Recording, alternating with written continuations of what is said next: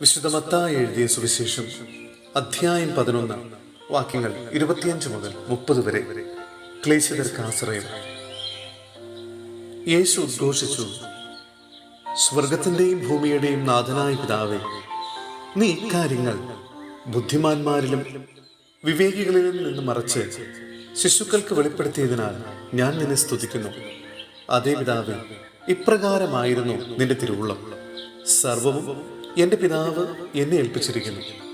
പിതാവല്ലാതെ മറ്റാരും പുത്രനെ അറിയുന്നില്ല. പുത്രൻ ആർക്ക് വെളിപ്പെടുത്തി കൊടുക്കാൻ മനസ്സാകുന്നുവോ അവനുമല്ലാതെ മറ്റാരും പിതാവിനെയും അറിയുന്നില്ല. അധ്വാനിക്കുന്നവരും ഭാരം വഹിക്കുന്നവരുമായ നിങ്ങളെല്ലാവരും എൻ്റെ അടുക്കൽ വരുവിൻ, ഞാൻ നിങ്ങളെ ആശ്വസിപ്പിക്കാം. ഞാൻ ശാന്തശീലനും വിനീത ഹൃദയനുമാകിയാൽ എൻ്റെ നുകം വഹിക്കുകയും എന്നിൽ നിന്ന് പഠിക്കുകയും ചെയ്യുവിൻ.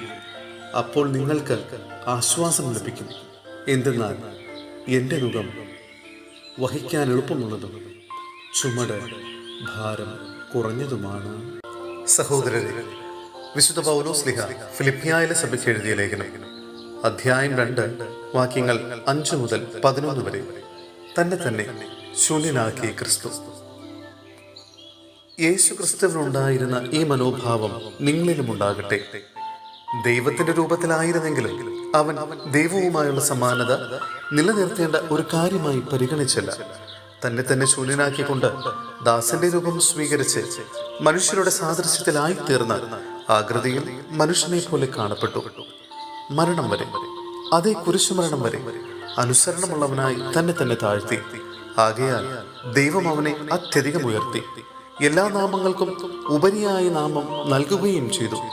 ഇത് യേശുവിന്റെ നാമത്തിന് മുമ്പിൽ സ്വർഗത്തിലും ഭൂമിയിലും പാതാളത്തിലുമുള്ള സകലരും മുട്ടുകൾ മടക്കുന്നതിനും യേശു ക്രിസ്തു കർത്താവാണെന്ന് പിതാവായ ദൈവത്തിന്റെ മഹത്വത്തിനായി എല്ലാ നാവുകളും ഏറ്റുപറയുന്നതിനും വേണ്ടിയാണ്.